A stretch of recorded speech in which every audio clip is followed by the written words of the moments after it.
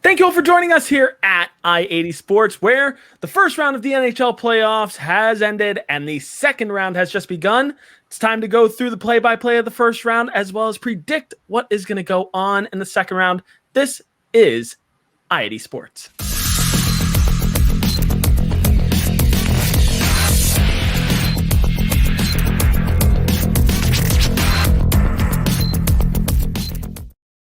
Thank you all for joining us here again at I-80 Sports. Make sure that you check us down below on our Twitter handle at I-80_sports NHL. The road to 1,000 is on, and there's still time to hop on. Make sure that you are one of the few, the proud, the brave, to join that inaugural first 1,000 followers. Make sure that you also check us out at our website, i80sports.com, where summer's just around the corner. We have t-shirts as low as $8, and we even have some sleeveless shirts for those of you who want to rock out when the sun's out and the guns need to come out. So make sure you check us out there at our shop. And if you like our other content, such as the NHL, maybe you want to check out our NFL content, maybe you want to check out our MLS content, you can check all of that out while you're there at I-80 Sports. But as per usual, I'm Brian. He's Tom. How you doing today, Tom? Doing well. More good stuff with these playoffs. More good stuff. I can't think of anything bad to say right now. So let's just get right to it. A lot to talk about. Oh, yeah, we'll be talking a little bit on the negative side a little bit later, and I think a lot of people know what we're going to be talking about on the negative side of things. But playoff hockey is certainly in full swing, and it has been awesome. If you've been living under a rock and haven't checked out the Stanley Cup Playoffs yet, you have got to make sure that you are watching. You've got to make sure that you are. But we're here to recap all of that for you right now in case you've missed it. So, in case you've missed it, before we get to the playoffs, we've got some NHL news that we've got to talk about. It was announced today the Vezina finalists, which is for the best goaltender of the year. And those finalists are as follows: Marc-Andre Fleury of the Vegas Golden Knights, Andrei Vasilevsky of the Tampa Bay Lightning, and Philip Grubauer of the Colorado Avalanche. Fun fact, this is Marc-Andre Fleury's first nomination for the award. That actually took me by surprise. I actually had to look back because I was sure that he had been nominated at least once before. Pretty surprising that Marc-Andre Fleury is playing some of the best hockey of his career at the late stage of his career. Don't you agree? Yeah, I do agree. But you know what? It doesn't surprise me that this is the first time he was nominated. He had some really bad years out there in Pittsburgh. I mean, there were many times I'd be watching the Penguins play in the playoffs, and whether it was against Philadelphia in 2012 or it was against Boston in 2013 or even against the Rangers in 2014, just a very shaky, non-confident goalie. And it's funny, he goes to a team where really he had nothing to lose on expansion draft in 2017, and he really turned it around for himself. And I guarantee there's a lot of Penguin fans hitting themselves in the face right now, wishing he was probably still playing for them.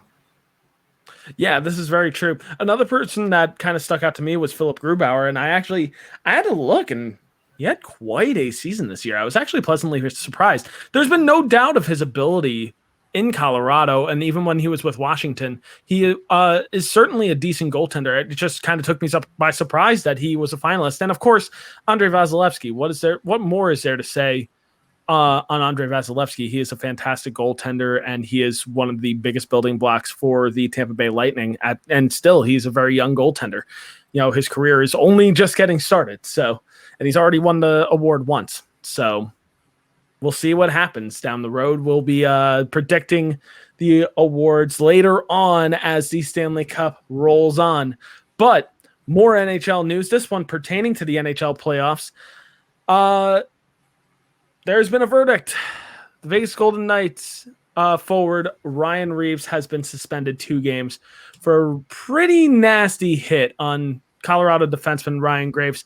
Tom, immediate reaction: was it the right call to suspend him 2 games? Too few, just right, or way too many? Too few. I mean, he literally put his knee down on the guy's throat. You're going to spend him 2 games for that? You got to be kidding me with that. Should have been more. Definitely should have been more, at least 4 or 5. Yeah, I agree. If Nazem Kadri's going to get 8 games for headhunting, then again, I mean, Nazem Kadri has a history. But then again, so does Ryan Reeves. Ryan Reeves also has a history. A lot of people are quick to talk about how dirty of a player Tom Wilson is for the Washington Capitals. But then everybody just forgets Ryan Reeves exists, unfortunately. Now, that being said, Ryan Reeves is a very good ambassador for the Vegas Golden Knights. But he's one of the most physical guys in the entire league and one of the more physical enigmas of the league in the past half decade. So it was unfortunate. Hopefully Ryan Graves is okay. But I agree with Tom here. It's too few. And there should have been more games pegged to Ryan Reaves.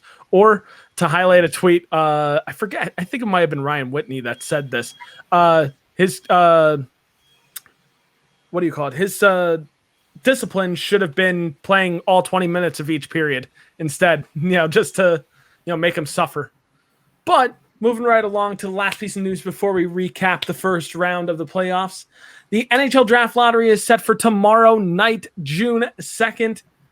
Tom, who do you think gets the number one overall pick? I mean, you figure the law of averages is going to have to line up sometime, and I'm going to just go out on a whim here and say it's going to be Steve Yzerman of the Detroit Red Wings, which for their case actually may not help them with these new rules because you know what? As good as Owen Power is, Owen Power was ranked number one from Central Scouting last week when they released the rankings. Owen Power was ranked number one overall, particularly going number one overall. Good defenseman out of Mississauga, Ontario, playing for University of Michigan, just in case anybody doesn't know who he is. For Detroit, though, it may not bode well for them should they win it because now with the new rules, you can only win it 2 times in 5 years. And like I've mentioned before, you have that three-headed monster next year of Shane Wright, Matthew Savoy, and Brad Lambert. And then you have Connor Bedard, who if Connor Bedard keeps trending upward, may be an even bigger pick than Connor McDavid was back in 2015. And now Detroit, if they do win it, may be screwing themselves out of the next number one pick the next 2 years. So just be interesting to see what happens. At the same time, though, Owen Power might be good for him. Local, I guess you could sort of say he's a local kid because he plays for Michigan, even though he's from the Toronto area. But I guess you could still say he's a local kid. So making the jump from University of Michigan to the Detroit Red Wings, it's not like he's going to be traveling by leaps and bounds to go to some new place. So I guess that would bode well for him should they win it. Yeah, law of averages do dictate that the Detroit Red Wings should be the team that's kind of in the driver's seat for this upcoming draft lottery, along with the Buffalo Sabres. One team that I am kind of hoping for, just for my own selfish endeavors, is the New Jersey Devils. I mean, then again, if the Devils do manage to underperform next year, it would be unfortunate to miss out on a top three-headed monster of Brad Lambert, Shane Wright, and Matthew Savoy. But the Devils need defense right now, and getting somebody like Owen Power or even jumping and taking Luke Hughes, which has also been on the table for some teams, it's pretty undecided at the moment at the top of the draft. I mean, the top 10 in the draft can really go in any order, and that's something that we're going to talk about in the coming weeks. The top 10 in this draft is a strong top 10. It falls off after that, though, unfortunately, but this top 10, it can really go in any order, depending on what team slots in where. So tomorrow is really going to be what decides, all right, where can we realistically predict where each player is going to land in this top 10? I honestly feel like if the Detroit Red Wings land with that number one pick, they will honestly go out and pick Owen Power. If Buffalo ends up with the number one pick, maybe they take somebody like Matthew Beniers or Brandt Clark with that number one pick. If the Devils end up with that number one pick, you could be looking at Luke Hughes going number one. So there is a big crapshoot at that number one position, and it's all going to depend on who gets that number one overall pick. And you can check that out tomorrow night. 8 o'clock is when the pick is going to be decided. So if you're interested in checking that out, make sure you're watching your phone. Make sure you got notifications on ESPN and NHL, so that way you get that alert. But now it's time to move on to our reflections on the first round of the NHL playoffs, because as we stated before, the first round is officially over, and here's what happened. In the East, the number one Pittsburgh Penguins versus the number 4 New York Islanders. The Islanders upset the Penguins 4-2, and it was, wow, pretty interesting to see. The number 2 Washington Capitals versus the number 3 Boston Bruins. As we talked about last week, we're not going to beat a dead horse with another dead horse. The Bruins did defeat Washington 4-1 in that series to move on to the division championship. In the Central Division, the number 1 Carolina Hurricane versus the number 4 Nashville Predators. The Carolina Hurricane win that series 4-2, but I got to make a special note here. It was a spirited effort by Nashville. I was truly surprised by their level of competition. I didn't think that they were going to give Carolina any kind of interesting games. And lo and behold, they actually made it into a series. So you know what? Kudos to John Hines over there in Nashville. Kudos to that whole entire squad. This is a team that did not give up all the way until the end. Well done. Well done. Next was the number 2 Florida Panthers versus the number 3 Tampa Bay Lightning. Lightning win that series 4-2. A little disappointing in that series. We'll talk a little bit more about that later. In the West, we already talked about this series, but it officially, ended last week. The number 1 Colorado Avalanche versus the number 4 St. Louis Blues. The Avalanche win that series 4-0. Break out the brooms because it was a sweep. The number 2 Vegas Golden Knights versus the number 3 Minnesota Wild. The Vegas Golden Knights won that series 4-2, giving us a much 4-3. 4-3. My bad. That did go to Game 7. I got that wrong. My bad. It gave us the much anticipated Avalanche Golden Knights matchup in this Western Conference matchup. Lastly, the Canadian division. The number 2 Edmonton Oilers versus the number 3 Winnipeg Jets. Jets win that series 4-0. Break out the brooms yet again. Amazing. And lastly, but certainly not leastly, the number 1 Toronto Maple Leafs versus the number 4 Montreal Canadiens. We're going to be opening a lot of wounds with this one. But the Montreal Canadiens upset the Toronto Maple Leafs in Game 7 to win the series 4-3. Toronto, you blew it! To quote Billy Madison, of course. Before we get into the more disappointing sides and negatives of all this, let's talk about the positives first here, Tom. Who do you feel like is the strongest team coming out of the first round? Who's your pick and why? Pretty obvious. I'm going with the Colorado Avalanche here. They swept like the Winnipeg Jets did, but they were kind of expected to sweep. As much as St. Louis talked about them and as much as everybody said the Avalanche might still be a little too young for it, they really dominated in that first round. And Nathan McKinnon is really a guy who really wasn't talked about all year, as opposed to, say, Leon Draisaitl or Connor McDavid or Austin Matthews. Now Nathan McKinnon is being talked about. Nathan McKinnon is doing what those guys couldn't do in the playoffs. And he did it again in Game 1 against Vegas. So right now, just with the way Colorado's playing, and just they have 4 lines that can skate circles around you, it's got to be the Colorado Avalanche in my book. I do want to agree, and I don't want to emphasize on top of that for this particular segment, but you had mentioned the Winnipeg Jets, because I do agree. The Colorado Avalanche are a insanely strong team coming out of this first round. There's no doubt whatsoever about that. To play devil's advocate, though, the Winnipeg Jets did completely silence Connor McDavid and Leon Draisaitl, which was no easy feat for Winnipeg at all. Winnipeg also sports one of the best goaltenders in the league in Connor Hellebuck, which also definitely helps them in their favor. Some other key pieces that have been heavy contributors for the Winnipeg Jets up until the end of the season and into the playoffs. Kyle Connor. What more is there to say on such a natural goal scorer as Kyle Connor? He has been fantastic so far in this playoffs. He's going to look to get that going again tomorrow when this Winnipeg-Montreal series begins. But he's going to be a name to watch out for. Another name to watch out for, of course, is Mark Scheifele. Mark Scheifele, when healthy, is one of the best players on the ice on any given night. So he's another player to watch for Winnipeg. Another dark horse for somebody to kind of get things going finally is Pierre-Luc Dubois, which we have documented far enough over the course of this entire season. But he's a name to not forget. This is a guy that is going to be a bit of a role player on this team at the moment. He's currently getting second and third line minutes at the moment. He's playing in the top 9, but this is a guy that on any other team could be a first line center or first line wing. So, Winnipeg has depth. That's what a lot of people forget. They've got depth in their, to their advantage here. So that's going to be a fun series to watch, is Winnipeg versus Montreal's. But that's also why I say Winnipeg could be the scary team, because if they make it past Montreal and handedly, that's going to be a team that's going to be a force to reckon with once we get to the reseeding round.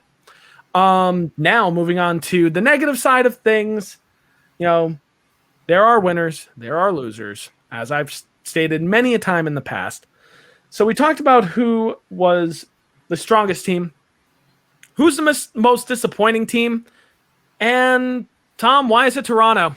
Go right ahead. You have the floor, sir. Yeah, I mean, even had they won, we would have been talking about another team tonight. I had someone in my head who might have been more disappointing than them. I can't even remember who it was at this point. It might have been DC. I don't even know. But it really is amazing that a team with such a history like the Toronto Maple Leafs keeps on doing this. But like I said, it's such a history. Despite them having 13 Stanley Cups, which is the second most in the in history, their MO has always been to pick up players in the last leg and use the allure of Toronto to do it. They did it with so many players in the 60s with guys like Andy Bathgate and the sort. And then in the Pac-Win era, which is more of a modern era, which is between 1999 and 04, when they actually made 2 Eastern Conference Finals, but they did it with guys like Gary Roberts, like Joe Nieuwendyk, like Ronnie Francis, like Brian Leach, guys like that. Guys who were on their last legs, they would bring them in and do it, and they would use the allure of Toronto to do it. Well, I guess maybe a little difference this time was that instead of bringing in these guys in, bringing guys like that in rather to play prominent roles, what they did this time around is they sort of brought guys like Joe Thornton, like Jason Spezza, like Wayne Simmons, and then earlier on, guys like Patrick Marleau in to play lesser roles. Now, Marleau, I really didn't have a problem with, and he's gone already, so we can just forget about him. But I just feel like they went a little too hard with these signings of Spezza, Simmons, and Thornton. I feel like you only needed 2 out of the 3, or maybe even 1 out of 3, especially with them bringing in Nick Foligno later on in the year to play in the bottom 6 too.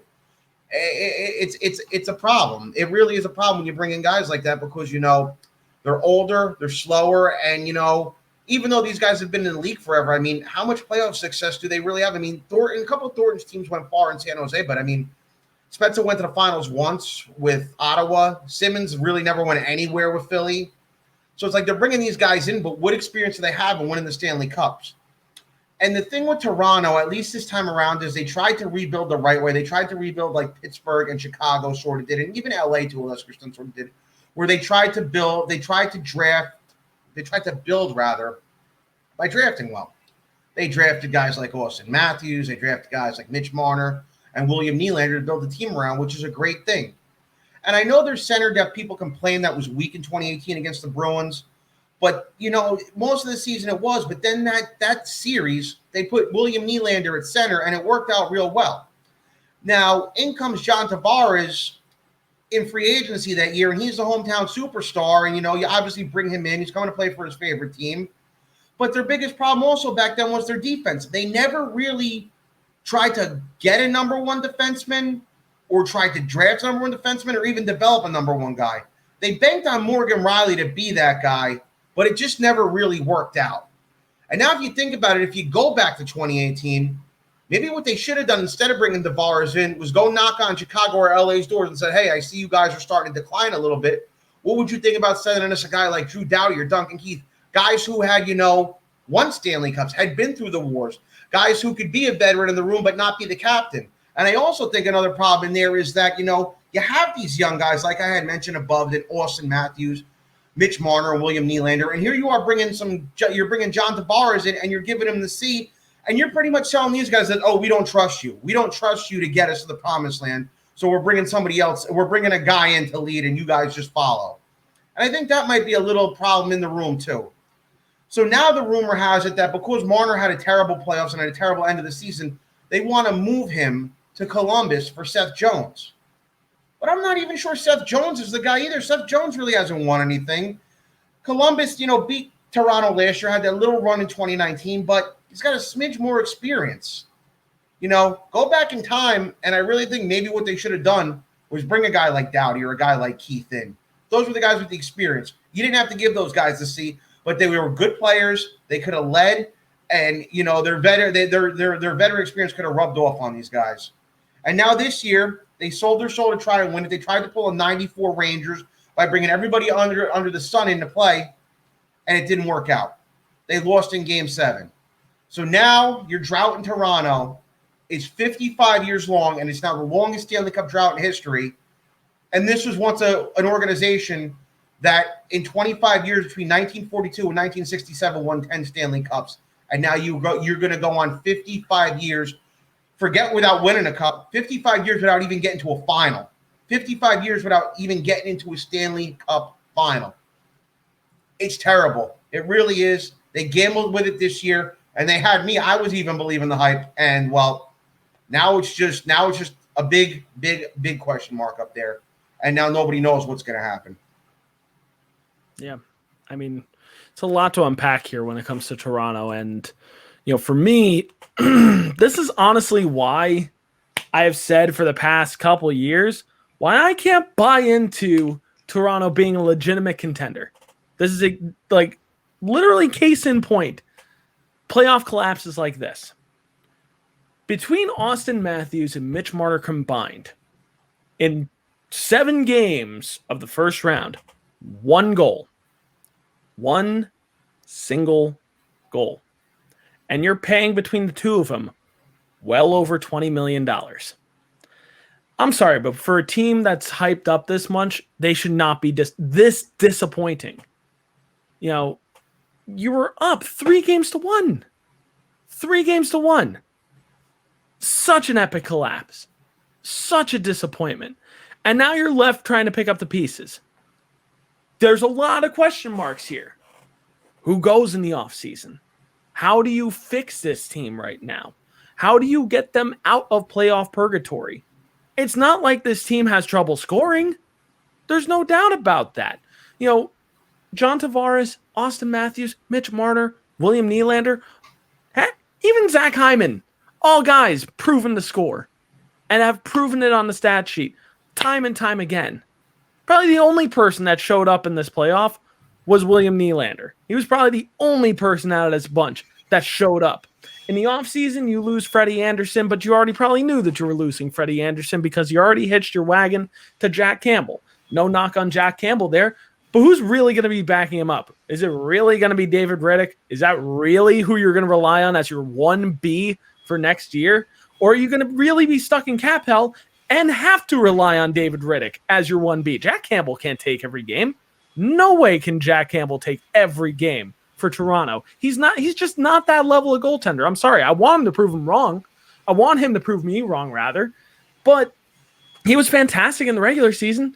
Just not quite the best goaltender in this postseason. Not exactly what Toronto was looking for here.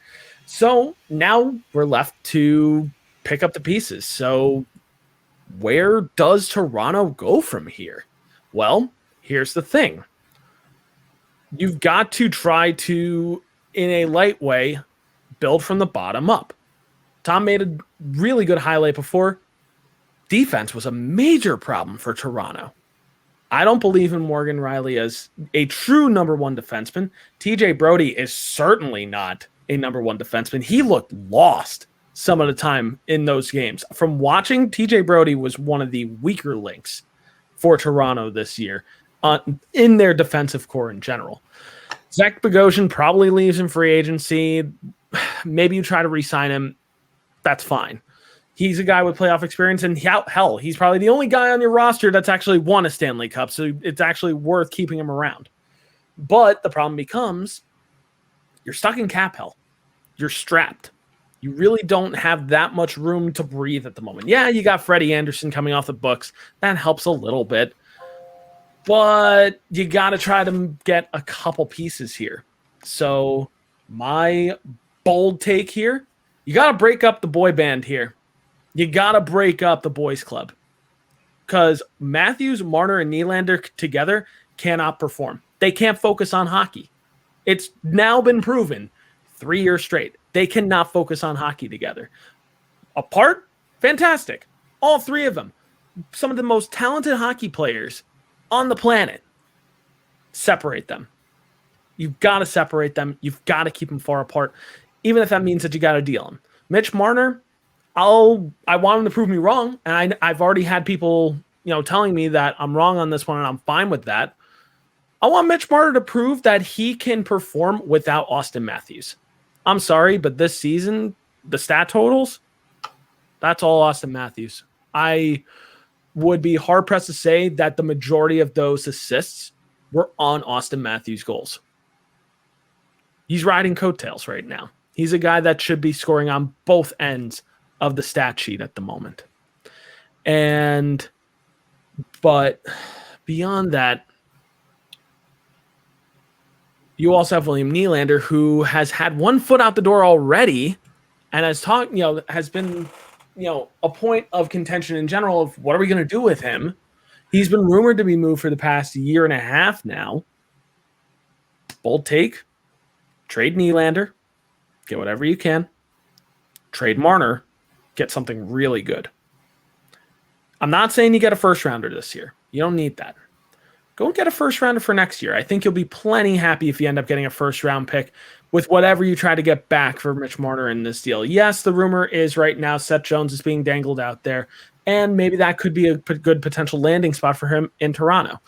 I'm actually a little bit higher on Seth Jones myself. I do really, really like Seth Jones as a defenseman. He is a good mix of stay-at-home defenseman and with offensive upside. So he could actually be a really, really good person to bring in for Toronto.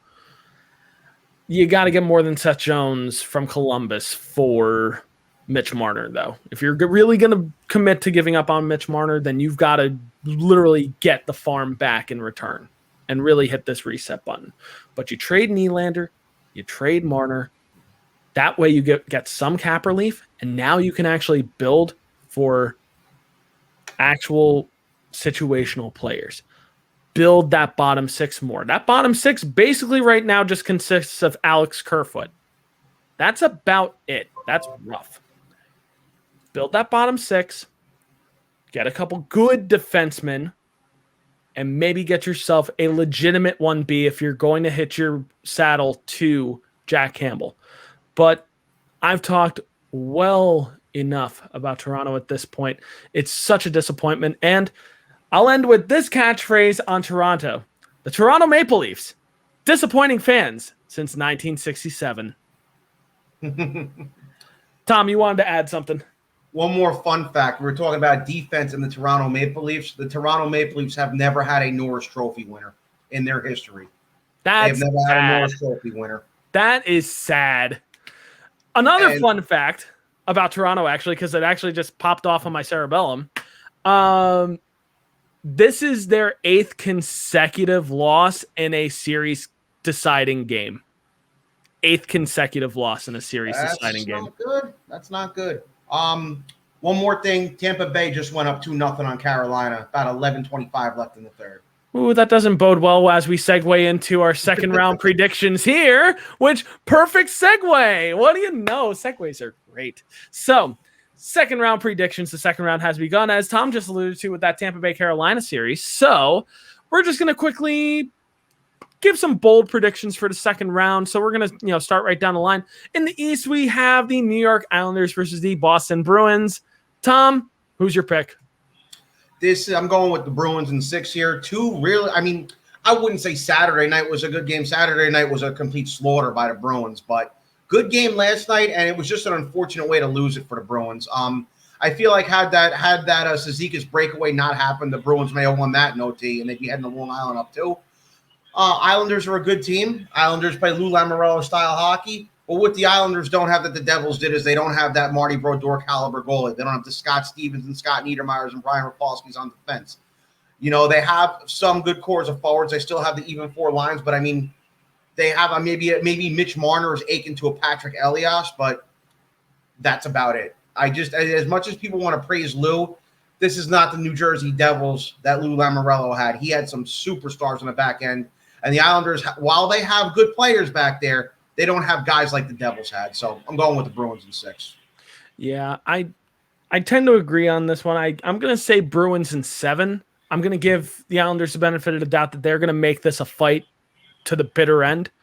And Barry Trotz's teams just play different. They just play a different brand of hockey and this hard-nosed, in-your-face brand of hockey. And that's tough for some teams to contain. Barry Trotz is going to go down as probably this decade's best coach, period. And rightfully earned in a lot of ways. And it's kind of been proven with his track record. He has really not missed the playoffs like in any of the past, 10 years. Now, that being said, Boston is a strong team. I do think that they are going to be the ones to kind of decide their own fate here, as they did last night. If they keep botching certain passes, booting certain passes that lead to, a goal going the other way, that's the only reason why it's going to be close. Sometimes Boston can't get out of their own way. They can't stay out of the penalty box in some cases, as they proved last night, which also was to their detriment. But so long as Boston stays out of the penalty box and stays in the plus column, they're going to take this series pretty well. I still predict it's going to go to distance to 7, but Boston could be a team to reckon with, come the reseeding round. That is the third round. Moving on to the West matchup, probably the biggest matchup, Vegas, Colorado. Vegas is currently down 1-0 to Colorado. Colorado slaughtered Vegas 7-1 the other night. And I've got my thoughts on that, which I'll get into in a second. Tom, what's your prediction for this series? I mean, I know Vegas is going to tighten it up. I know Vegas is going to put their Vezina Trophy finalist Marc-Andre Fleury back in net. But just with the way Nathan McKinnon and Philip Grubauer are playing right now, I'm going with the Avs in 6. I don't think the Avs, it's going to be a total slaughter like it was the other night every game. But I just think the Avs have too much firepower right now for Vegas to contain. Avs in 6. Yeah. I want to agree, but I'm going to say a bold prediction here. I'm going to say Vegas in 7, but there's a big if with this. Vegas in 7 if Marc-Andre Fleury plays every game moving forward. I don't understand what Pete DeBoer was thinking, leaving Marc-Andre Fleury on the bench for that game and putting in Robin Lehner. Look, I get it. You have the best goalie tandem in the entire league, and there's no knock here whatsoever on Robin Lehner. I think he is a fantastic goaltender. He is a fantastic human being. He should not be getting those minutes right now. Marc-Andre Fleury has earned the chance to lose that position if it happens. So you got to rung what you brung. Marc-Andre Fleury was named the Vezina finalist today, and you sent out Robin Lehner in game 1. Maybe they were playing the analytics game. Maybe they were just thinking, well, Marc-Andre Fleury hasn't performed against the Avalanche in the past. Better see how it goes.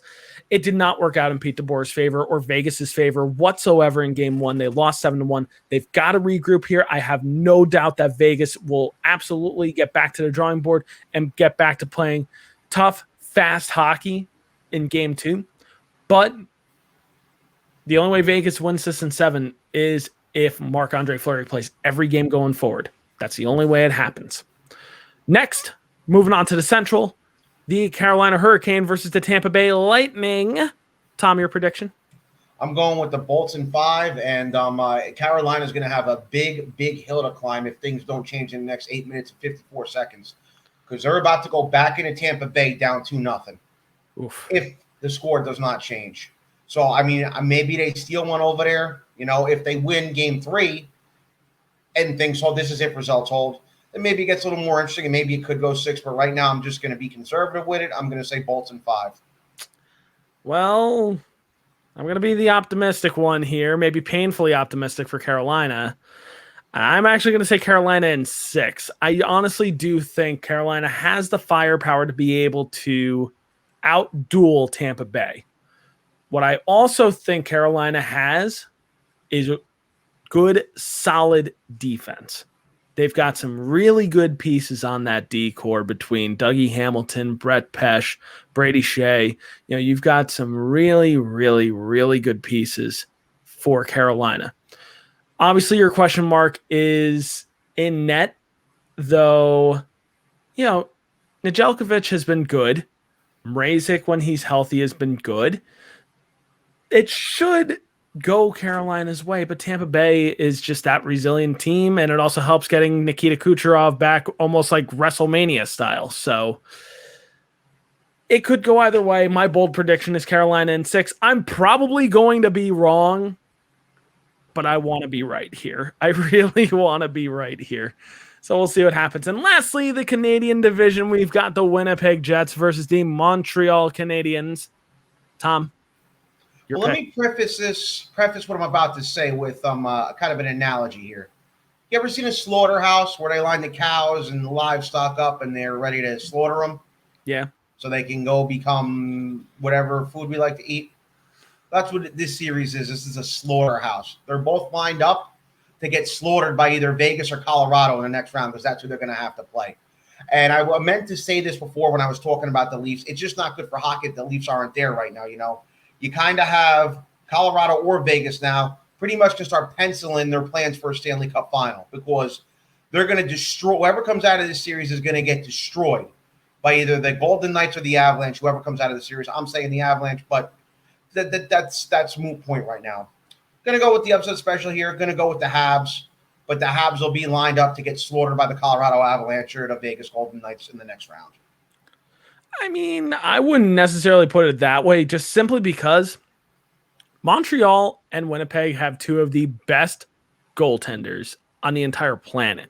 Carey Price, don't let the age fool you when it comes to Carey Price. Carey Price in playoff time is a scary individual, and he proved it last night against Toronto. I am convinced that Carey Price is just not fazed by anything. I'm just convinced that he is not fazed by pressure or anything. Now, that being said, Carey Price also is of all of his success that he's had as a Montreal Canadian, he's also the goaltender that sports the biggest losing record for the Montreal Canadiens. Not sure if you guys actually knew that one. That's a little fun fact. Unfortunately, he has played on some terrible Montreal teams, which is quite unfortunate. We're talking about a former Vezina winner and Hart Memorial Trophy winner as well. But I'm actually going to go Winnipeg in this series. I'm going to say Winnipeg in 6. I just honestly think if Winnipeg makes it out of this round, they could actually give, whether it's Vegas or Colorado, they could give them an interesting series. I don't think it's going to be a complete slaughter. I am more optimistic than that when it comes to Winnipeg. I think they are a more difficult team, and they're a team that can be easily overlooked. So, that being said, Winnipeg comes out on top of this in 6 games. We could be looking at an interesting series depending on who makes it out, whether it's Colorado or Vegas to face Winnipeg. So we'll have to see what happens. Now, before we wrap up for the evening, it's time, as usual, to go to our question of the week, where question this week is, who is the scariest team in this second round? Who is the scariest team that could come out of the second round into the reseeding round? Tom, I'll go with you first. And all right, Tom, why is it the Colorado Avalanche? Well, it's just the way they played that game, too, the way they played against St. Louis. It's just, how can they not be the scariest team, you know? How can they not be? But another team I want to highlight here are the Boston Bruins. Don't sleep on them. Do not sleep on them. Everybody said they wouldn't get by Washington. They got by them. You know, all playoffs, everyone said, oh, that trap that the Islanders employ is too hard to beat. It's too hard to beat, you know. The Islanders go up 3-1 last night, and everyone, including myself, thought that game was over. Granted, the Bruins lost in overtime, but you saw the Bruins. You just saw the character and the experience they have win out in that third period with those goals by Marchand and Bergeron. Played coolly, and put 2 pucks in the net to tie that game and send it to OT. The unfortunate part, like I mentioned before, is they lost on a mistake. But the Boston Bruins, they have experience, they have depth, and they have character. And those 3 things could propel the Bruins into a Stanley Cup final if bounces go their way. And one thing I want to mention before I turn it over to you here, and it was something I was thinking about where you're talking about Montreal and Winnipeg in the Canadian division. Now, just say the Habs get out of it and say Carey Price goes on a run and they knock out Vegas or Colorado, and say Boston goes through. How cool would it be to see for the first time since 1978 a Boston Bruin Montreal Canadian Stanley Cup final? Probably won't happen, but just a thought that popped in my head while you were talking before, and I said, how cool would that be to see? Might not happen. That would be amazing, though. And that's not something that actually crossed my mind. That would be a real treat to watch. And actually, I think that would honestly be a very even series. Now, to me, it should be the Avs that is the scariest team coming out of this second round. I agree. I'm going to play devil's advocate here and give a little bit of love to a team that doesn't get appreciated enough in a lot of ways. The Carolina Hurricane. Carolina Hurricane have one of the scarier offenses in the NHL, just simply because they're so automatic. They're so automatic in a lot of ways. Sebastian Aho, Teuvo Teravainen, just a double-edged sword right there. They finish for each other. They play so freaking well.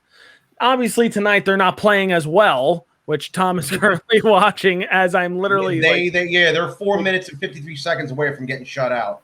Yeah, I'm currently literally eating my own shoe at the moment. But, I will say, if Carolina makes it out of this second round against Tampa Bay, look out. Carolina could be a team that could very easily win this Stanley Cup.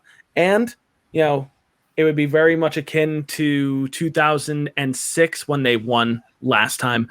And it would be on the back of Nedeljkovic, basically playing the role of Cam Ward in 2006, which that would be a treat to watch as well. Kind of like the parallels in terms of teams there. And a team, ironically, also coached by Rod Brindamore, who was the captain of that team at that point. But that is going to just about do it for us here at I-80 Sports. Do you agree with our predictions? Do you agree with our reflections? Are you just as disappointed by the Toronto Maple Leafs as we are? Well, you got to let us know. Make sure that you comment down below. And while you comment down below to join the conversation, make sure you like and subscribe if you have not done so already. Also, make sure that you check out our website, i80sports.com. Summer is just around the corner. We've got t-shirts as low as $8. We've got tank tops for all of your good-lookingness for the summertime. So you got to make sure you check out our shop there and check out our other content while you're over there as well. NFL content, where the NFL team is currently giving predictions for every single NFL team. You got to make sure you check out their content. They've had special guests on there as well. It's been a fun watch for there.